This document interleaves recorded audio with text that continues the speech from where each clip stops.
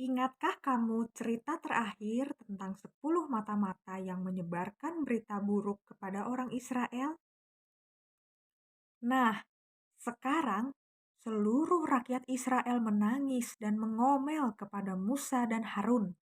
Kata mereka, Ah, lebih baik dulu kita mati saja di Mesir atau di padang gurun daripada Tuhan membawa kita ke negeri ini hanya untuk membuat kita mati dibunuh musuh. Lebih baik sekarang kita kembali ke Mesir saja. lalu kata mereka satu sama lain, Ayo, kita memilih seorang pemimpin dan pulang ke Mesir. Musa dan Harun terkejut. Yosua dan Kaleb yang termasuk 12 pengintai waktu itu juga terkejut. Sebagai tanda bersedih, mereka menyobek pakaian mereka dan berkata kepada rakyat itu, Negeri yang sudah kami masuki benar-benar bagus. Kalau Tuhan berkenan kepada kita, Dia pasti memimpin kita menduduki tanah itu. Di sana ada begitu banyak hasil alam, persis seperti janjinya. Tuhan pasti memberikan negeri itu kepada kita. Hanya janganlah memberontak terhadap Tuhan. Jangan takut kepada penduduk negeri itu. tapi rakyat Israel menjadi marah. Mereka mengambil batu dan siap melempari Yosua dan Kaleb. Tiba-tiba kemuliaan Tuhan tampak di kemah pertemuan. Kata Tuhan kepada Musa, Berapa lama lagi umat ini akan bersikap begitu terhadap aku? Berapa lama lagi mereka tidak mau percaya kepadaku? Padahal sudah banyak tanda ajaib yang kulakukan di antara mereka. Karena itu, aku akan memusnahkan mereka sampai punah. Tetapi aku akan menjadikanmu suatu bangsa baru yang lebih besar dan lebih kuat daripada mereka. tetapi Musa memohon, Ya Tuhan, kalau orang Mesir mendengar bahwa bangsa kita mati di padang gurun ini, mereka akan berpikir bahwa Engkau bukan Allah yang berkuasa. Tolonglah Tuhan, ampuni bangsa ini karena kasih-Mu, seperti Engkau pernah mengampuni mereka dulu.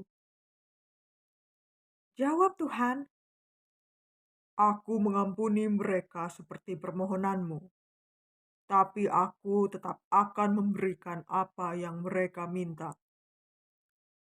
Aku akan membawa mereka semua kembali ke padang gurun. Di antara mereka yang pernah melihat kemuliaanku dan mengalami mujizatku di Mesir dan di padang gurun, tidak akan ada satupun yang masuk ke negeri perjanjian. Hanya anak-anak yang sekarang berumur 20 tahun ke bawah. Aku akan memperhitungkan 1 tahun untuk setiap jumlah hari para pengintai itu menjelajahi negeri perjanjian. Jadi, 40 tahun mereka akan mengembara di padang belantara. Selama 40 tahun, mereka akan menderita oleh karena mereka tidak mau percaya kepadaku. Hanya Yosua dan Kaleb yang akan masuk ke negeri itu, sebab aku melihat bahwa mereka mengikut aku sepenuh hati. 10 mata-mata yang lain yang sudah menyebarkan berita buruk kepada rakyat Israel mati saat itu juga. Namun kita juga melihat betapa besarnya kemurahan Tuhan kepada umat itu.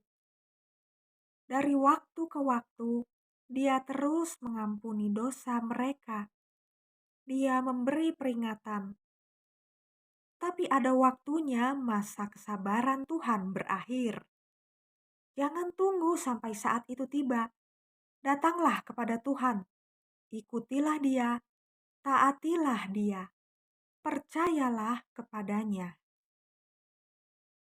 Besoknya, pagi-pagi benar, para lelaki Israel mendatangi Musa dan berkata, Sekarang kami siap untuk maju ke negeri yang Tuhan janjikan.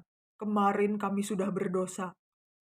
Tetapi jawab Musa, Kenapa kalian mau melanggar perintah Tuhan lagi? Kalian tidak akan menang. namun orang-orang itu tetap maju. Mereka pikir mereka bisa masuk ke negeri itu dengan usaha sendiri. Tapi lihatlah apa yang terjadi ketika Tuhan tidak menyertai. Mereka dikalahkan oleh musuh. Akhirnya, kesanalah umat itu pergi, kembali ke padang gurun. Mereka akan tetap di sana 40 tahun ke depan, sampai semua orang dewasa sudah mati. Tapi, masih ada tanda kemurahan hati Tuhan. Lihat tiang awan itu, Tuhan masih menyertai mereka.